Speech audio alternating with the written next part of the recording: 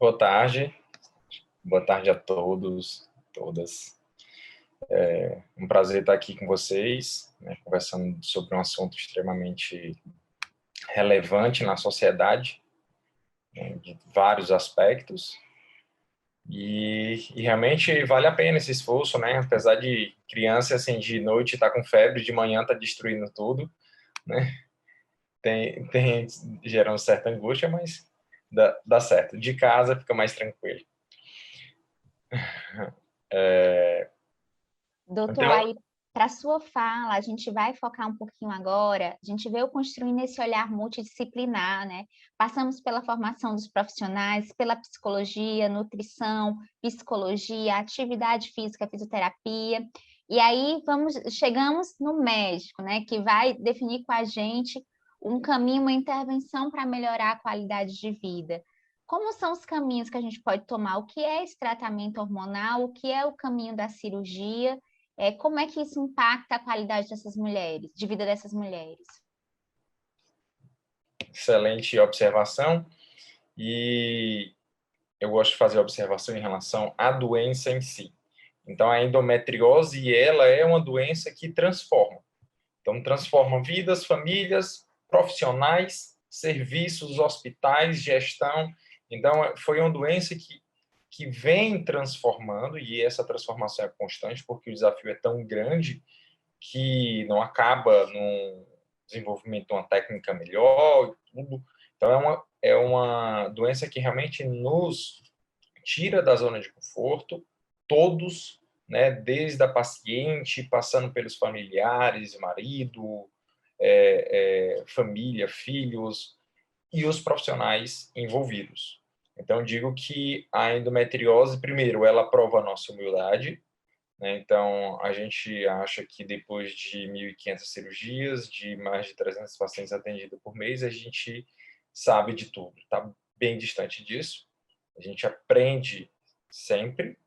E um dos meus melhores artigos científicos e livros são as portadoras de endometriose. Então, a gente vê que, muitas vezes, o que a gente vê em guidelines, nas últimas atualizações, não é o que a gente vê na prática, não é o que a minha paciente me fala, né? Então, ela, além de todo essa exigência de esforço profissional, de sempre melhorar, de sempre buscar excelência, ela trabalha a humildade e coloca, né?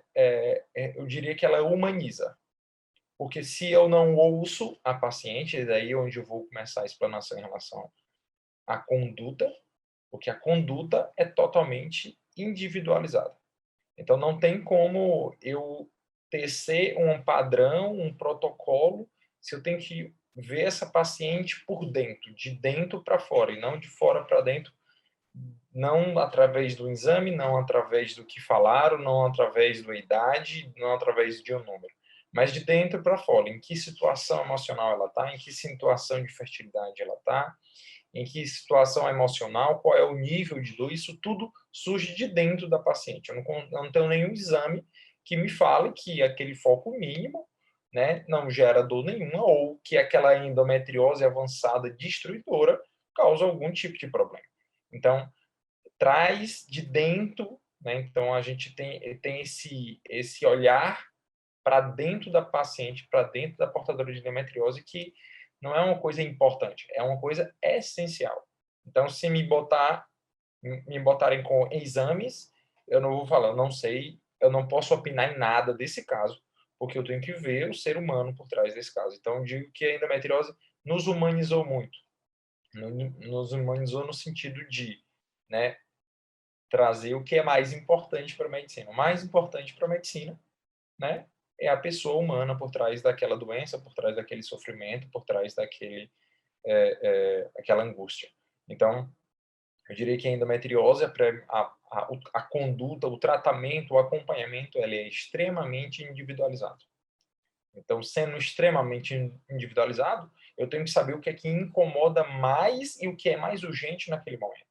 Tem alguns pacientes que, de forma imediata, vai precisar de uma cirurgia imediata. E quando é imediata, urgência ou emergência.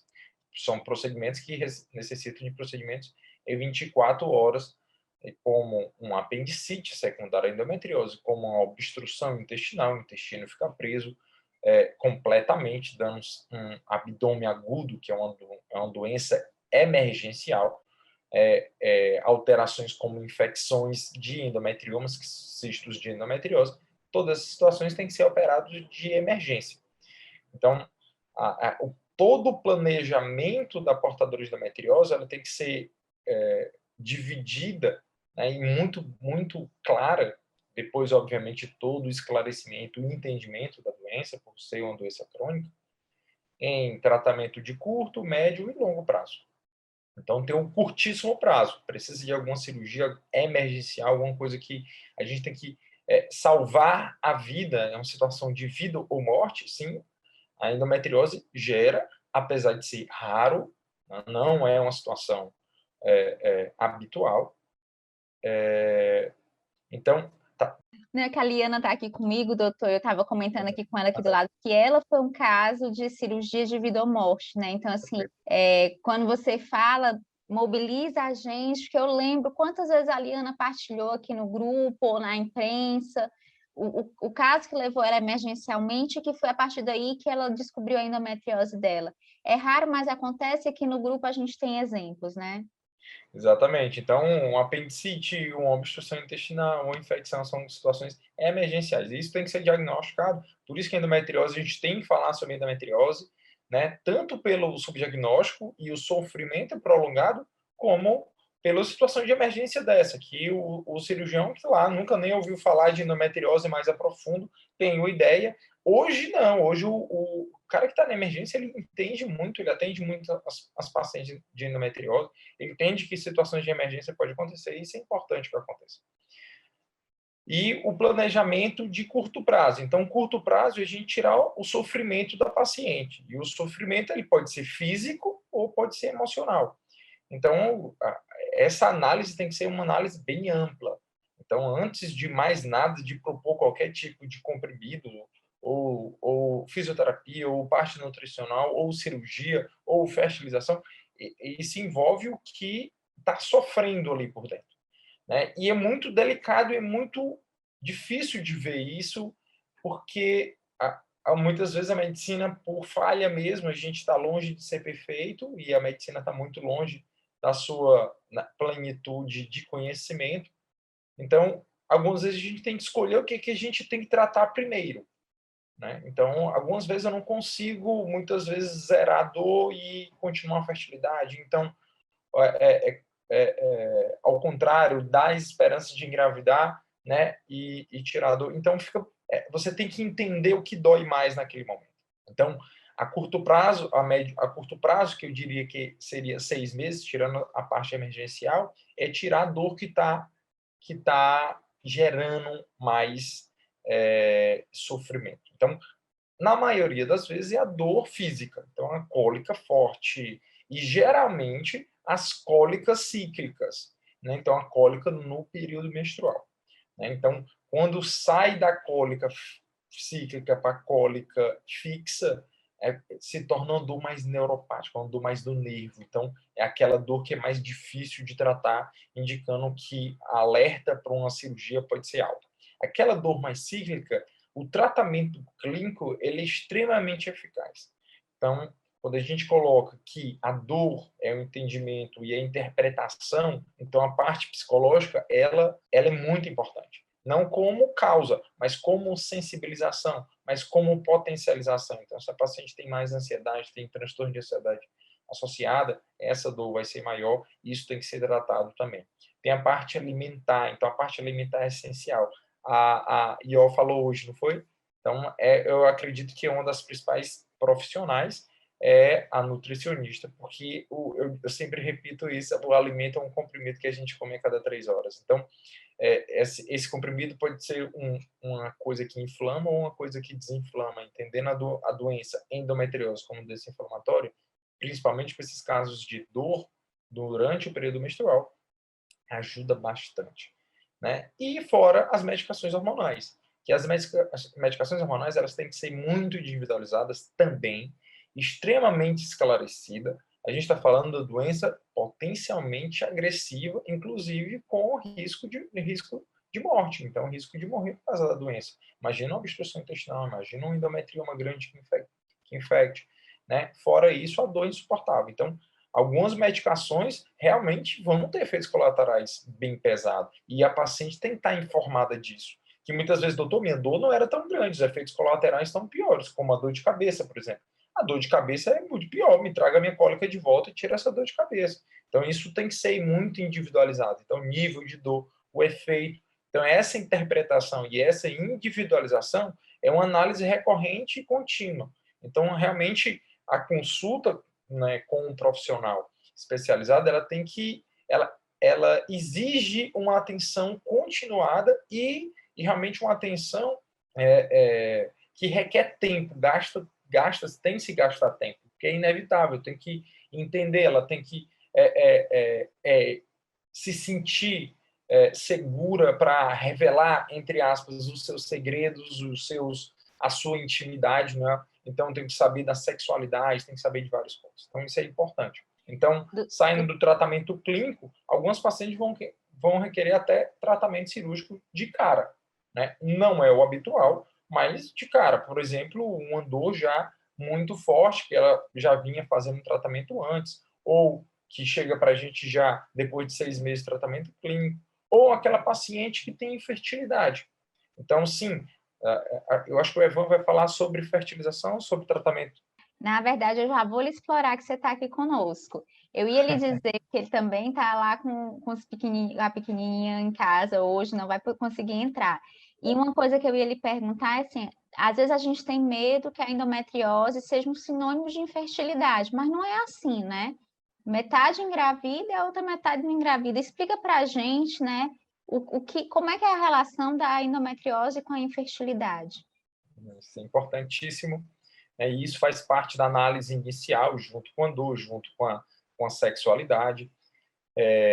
Então, a fertilidade da mulher com endometriose, ela, em 60% dos casos, ela é totalmente preservada. Então, aquela paciente portadora de endometriose, ela tem chance de engravidar sem tratamento nenhum em 60% dos casos. Mas 40% é muita gente, porque a estatística é muito grande, é muito extensa. E a endometriose é uma causa extremamente importante de infertilidade, de dificuldade de engravidar. Muitas pacientes têm o diagnóstico apenas por esse indício. Doutor, nunca senti nada e eu estou tentando engravidar há mais de 6 meses, há mais de 12 meses, 5 anos, 10 anos, e não consigo, nunca ninguém diagnosticou nada.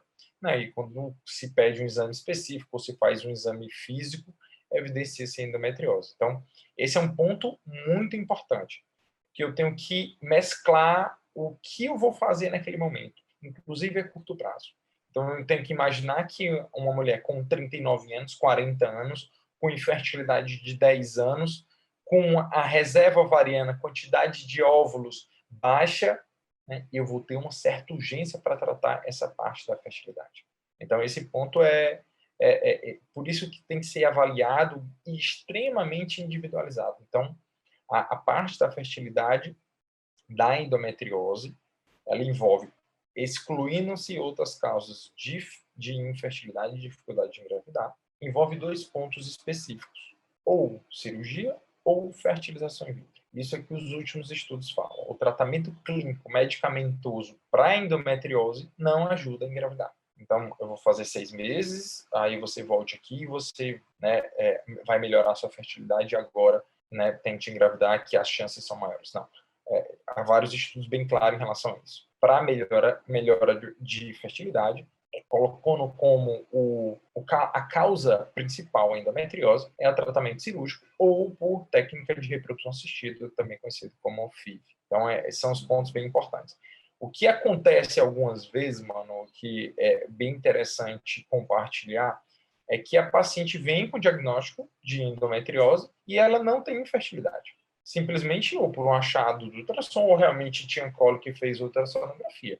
Nesse caso específico, a depender de cada caso, a gente pode simplesmente suspender tudo, faz uma terapia nutricional muito boa, né? E ela vai tentar engravidar de forma natural. Então, a cirurgia, inclusive, toda cirurgia, ela pode causar cicatrizes, né, e cicatrizes perto de ovário, perto de trompa, ela pode ser prejudicial, teoricamente falando. A laparoscopia nos ajudou muito nisso, porque ela reduziu muito o risco de ter aderência. Mas qualquer tipo de cirurgia, principalmente cirurgia pélvica, pode danificar esse mecanismo, né, essa parte mecânica das trompas, da relação trompa-ovário, que é o principal para a fertilidade. Então, tem paciente que tem lesão intestinal de 2, 3 centímetros, chega no consultório, doutor, não estou com muita dor, está super tranquilo, estou na dieta nutricional, queria tentar engravidar, nunca tentei antes. O que é que o senhor acha? Então, muitas vezes a gente libera ela para engravidar, a gente tem alguns casos de paciente que engravida de forma natural, aquela paciente estava nos 60% e tratou. Então, E a se gente era... só sabe se tentar, né? A Exatamente, fertilidade só vai quando a gente vai tentando. né, exceto casos de exceção, é só o diagnóstico de infertilidade realmente é na tentativa. Meninas, o tempo do Dr. João Paulo está quase encerrando, e aí eu queria, antes de abrir para ele fazer as considerações finais, se alguém tivesse alguma pergunta, pode trazer aqui no chat.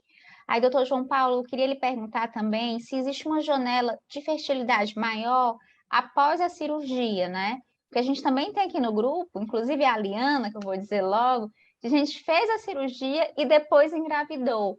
Parece assim, isso tem uma relação? Conte aí para a gente.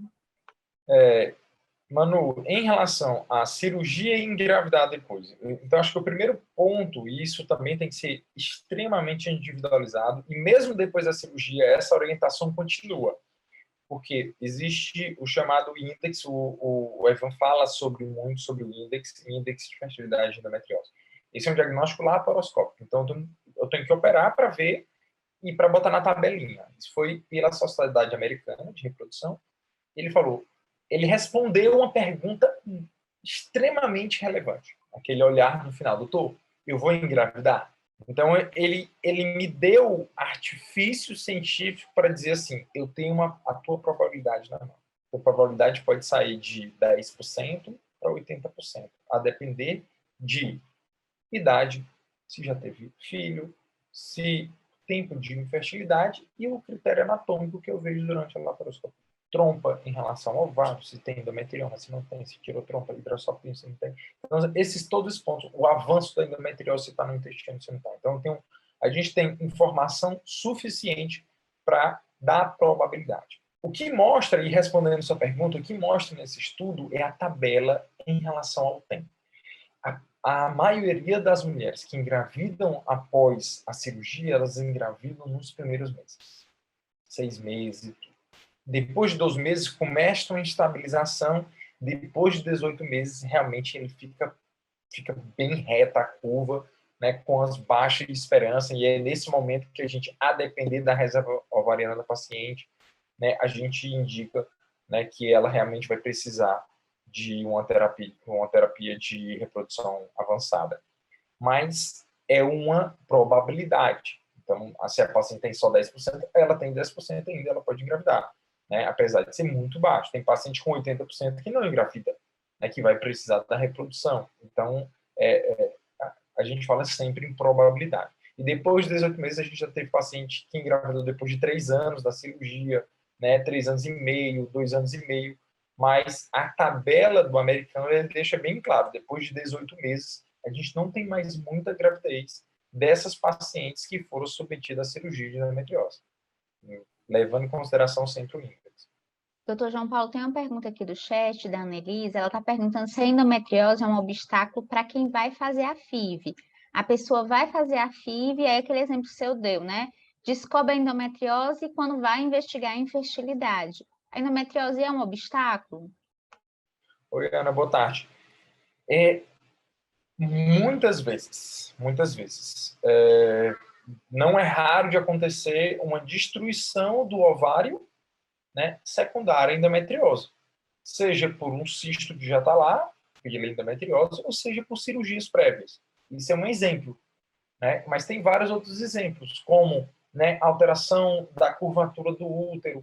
Então, o processo de fertilização envolve várias etapas. A primeira etapa é o estímulo do ovário para eu ir lá captar os óvulos. Imagina que tem um cisto, que tem sangue dentro, um sangue antigo, que há um processo inflamatório crônico ocorrendo, com alto índice de radicais livres, ferro. Então, será que esses óvulos vão estar com a mesma qualidade daquele óvulo da mulher que não tem endometrioma, mesmo com endometriose? Já se provou que não. A qualidade é menor. Então, sim, atrapalha. Se eu tenho menos óvulos, menos óvulos de qualidade, vou ter menos embriões. Se eu tenho menos embriões, eu vou ter menor chance de engravidar.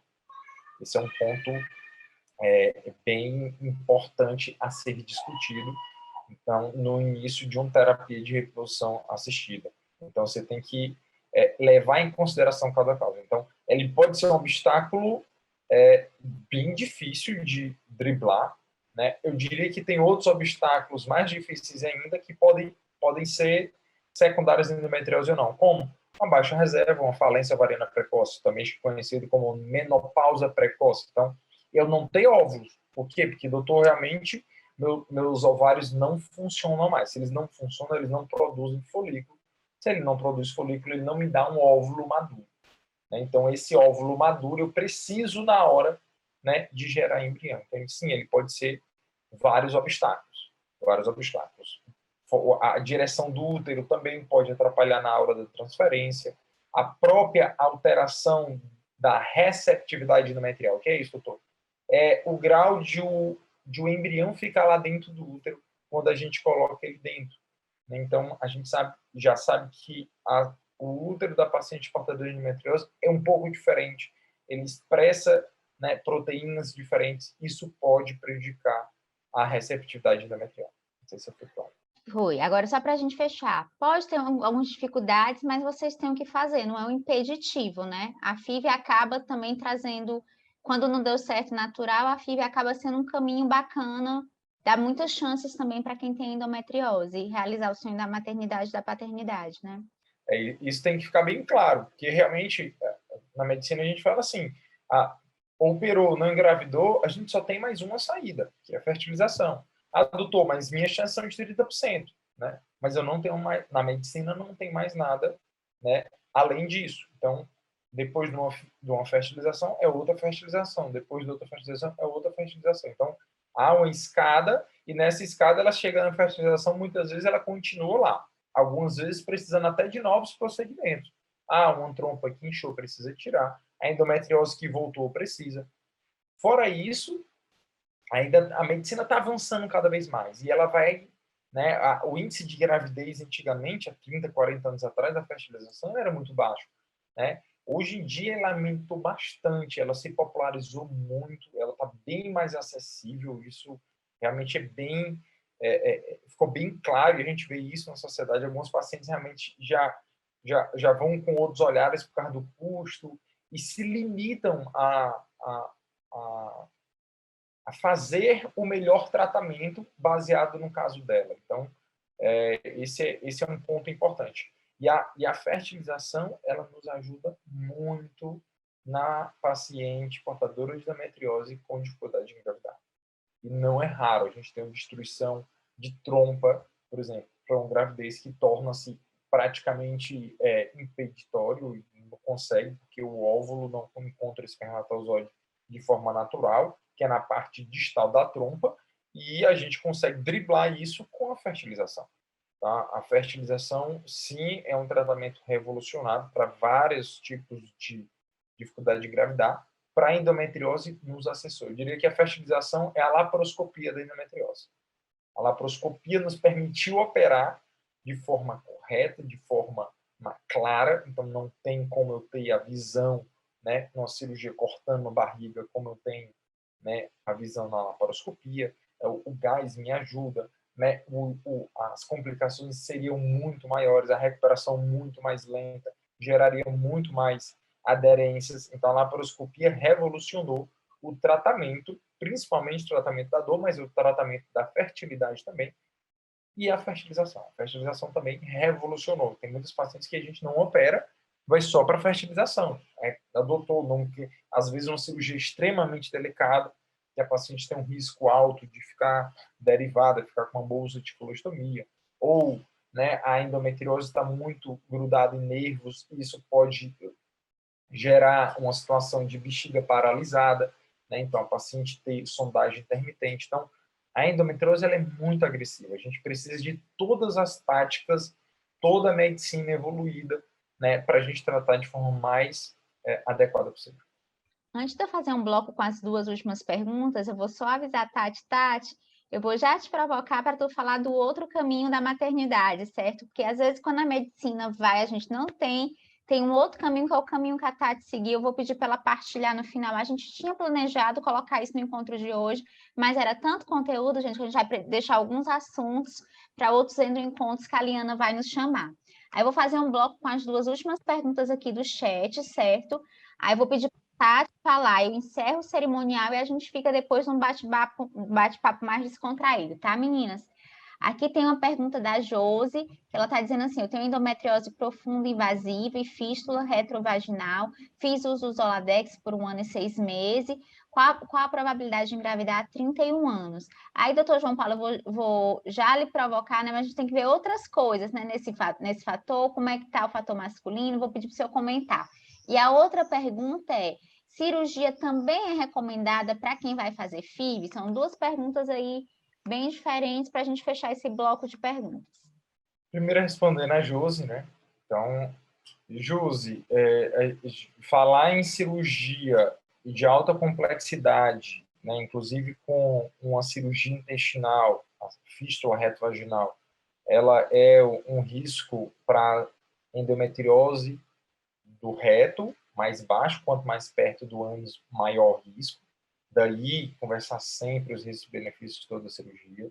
Né? Então, em qualquer local do planeta, a gente tem essa estatística.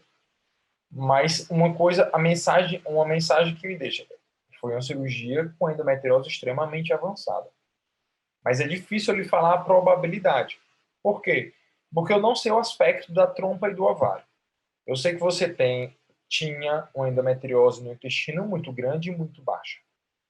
Isso eu estou só confabulando, levando em consideração esse seu dado. Mas a base para eu lhe falar qual é a probabilidade é a análise anatômica da trompa, da fímbria, que é a parte final, e a relação com o ovário. Então, tem um paciente que tem lesão só no intestino. Então, tem paciente, doutor, não tem nem infertilidade. Endometriose, essa endometriose mais centralizada, só no intestino, ela existe de forma isolada. Não, tem endometriose só na bexiga, está bem longe dos ovários da trompa. Então, pode ser que a fertilidade, e tirando esses focos, eu tiro o ambiente inflamatório, né, e melhora a sua fertilidade. E seu índex está lá em 8, 9, e a sua probabilidade de engravidar é de 70%. E tem um outro lado. Não, era bronca, era uma cirurgia extremamente complexa, endometrioma bilateral, as duas trompas estavam, né, aderidas centralmente, extremamente distorcida, tinha sangue dentro da trompa, os ovários estavam o clássico kissing over, então os ovários se beijando ali, em cima do intestino, então o índice de fertilidade é bem baixo. Então, o ideal é que, junto ao seu médico, né, o médico cirurgião, né, conversar sobre o índice, né? Doutor, como é que estava o aspecto da minha trompa, qual a minha probabilidade de engravidar, tem como fazer esse cálculo, é possível, até se uma foto bem tirada, principalmente da parte anexial, dá para ter uma estimativa boa. Ah, doutor, não tem um dado nenhum, não tem um contato com o colega, uma possibilidade é você fazer o raio-x das trompas pós-cirúrgico. É óbvio, não é a mesma coisa, mas já pode lhe falar se é impeditório ou não. Não, doutor, realmente o exame deu que as trompas não estão funcionando nada. Então, a probabilidade de uma gravidez natural, realmente, ela fica muito baixa. Então, 31 anos é uma idade muito boa. Né? Então... Doutor João Paulo, está me ouvindo? Estou ouvindo, Liana. Então, se eu estava falando desses exames para avaliar as trompas, seria a esterossalpingografia para fazer, é isso? Exato. Existe um exame durante o procedimento, aí ele muda de nome, que é a cromotubagem, a gente usa um azul, né, dentro do útero e ele cora as trompas. Mas assim, a situação a gente já está 1 ano e 6 meses depois, já fez o uso do Zoladex, e tudo, e agora, doutor, eu quero saber se eu vou parar a medicação, né, e não vou usar mais nada, né, para tentar uma gravidez natural. Será que vai ser uma tentativa frustrada? Será que eu vou logo para a fertilização ou não? Será que eu corro o risco da doença voltar e tento gravidez natural? Então, eu acredito que era nesse sentido a pergunta da Josi. Então, caso eu não tenha acesso às imagens da cirurgia, caso, né, o contato com o cirurgião não seja, né, mais possível, eu indicaria ela fazer uma estereossalpingografia para ter pelo menos essa noção. As trompas estão bonitinhas, elas estão no localzinho direito. Então, não, a trompa mais aderida, e o nome do exame realmente é estereossalpingografia. Raio-x das trompas vai ficar mais íntimo, vai ficar mais popular. Doutor João Paulo, só mais uma pergunta. No caso de mulheres que são altamente alérgicas, não poderiam fazer por conta do contraste, né, que foi o meu caso, o que o senhor aconselha, que tipo de exame ela poderia fazer para avaliar essas trompas, que não pode fazer estereossalpingografia? Fora do contexto de endometriose, e a gente ainda tem um recurso, não é muito bom, mas existe o recurso de fazer uma histeroscopia, entrar com a câmera dentro do útero para fazer o teste da bolha. O que é isso? Eu jogo uma bolinha de ar dentro do útero e vejo se a bolha entra na trompa. Eu só consigo ver o iniciozinho da trompa. Se a bolha entrar, é uma probabilidade que ela esteja pelo menos pérvia, pelo menos, né, não obstruída. Faço de um lado, faço do outro, certo? No contexto de endometriose, como a própria laparoscopia pode ser tratamento, eu posso fazer essa análise interoperatória. Eu não recomendo fazer uma laparoscopia para avaliar a trompa assim do nada. Não, doutor, já tenho diagnóstico de endometriose, eu tenho infertilidade, tenho dificuldade de engravidar, não posso fazer estereossalpingografia, o que é que você acha? Tenho dor, então você já tinha várias indicações de operar pela melhora da fertilidade, melhora da cólica, né? E durante a cirurgia é obrigatória, toda paciente que vai para a laparoscopia tem que ser feita essa avaliação tubária, né? A paciente com infertilidade, mais ainda, a paciente com estereossalpingografia impossibilitada por causa de alergia ao contraste, mais ainda. Então, a visão laparoscópica vai nos dar, é óbvio, a estereossalpingografia dá algumas informações que a laparoscopia não dá, e vice-versa. Mas já é informação suficiente para saber se ela está pérvia, como é que está a anatomia dela. Então, eu diria que a laparoscopia com o crômato baixo seria uma saída muito boa. E a última pergunta aqui do chat, que era da Ana, se a cirurgia também é recomendado para quem vai fazer a FIV. Importantíssima essa pergunta. Então, Ana, é muito difícil responder essa pergunta, porque ela é muito individualizada, e eu diria que a medicina ainda está em construção. É um conhecimento em construção. Operar endometriose antes da fertilização melhora os resultados da fertilização?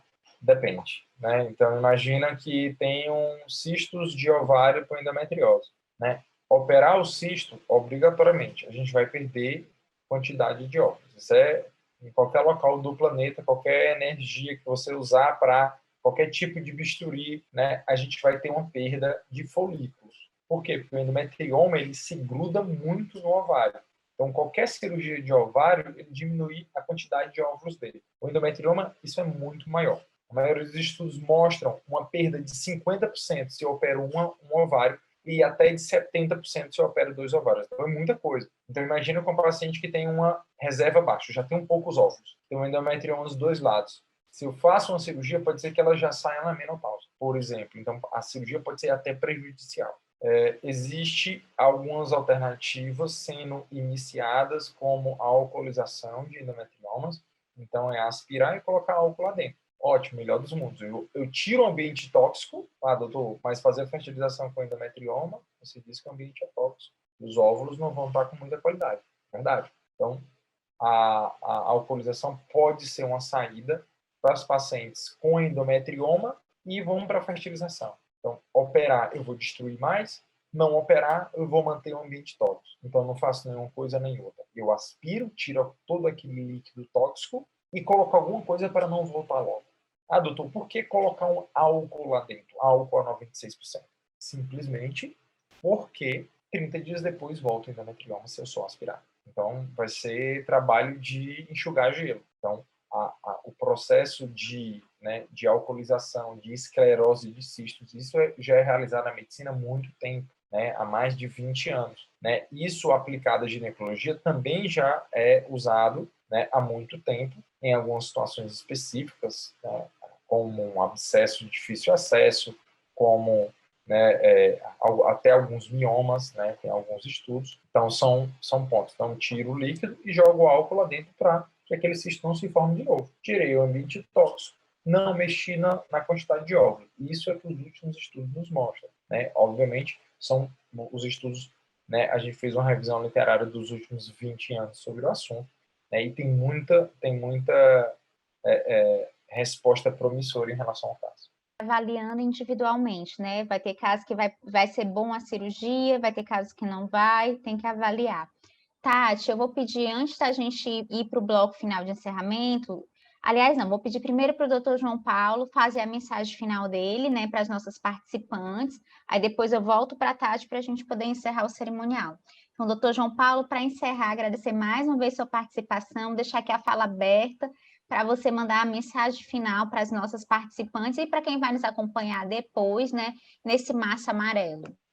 Mais uma vez agradecer o convite, Manu, agradecer a presença de todos sábado à tarde, mesmo, né, sem menino com dor de garganta, também é difícil, mas essa eu diria que é uma causa muito nobre. Então, quando a gente se norteia por propósitos profundos, né, realmente os desafios ficam bem mais fáceis. A endometriose, digo que é uma doença extremamente desafiadora, continua sendo. Então, todo esforço, né, é bem-vindo, é válido. Então, esforço de falar sobre o assunto, de ter informação, de informar os outros. Então, tenho muitas pacientes que o diagnóstico foi por amigas. Então, esse conversar sobre, falar sobre o Março Amarelo é extremamente importante.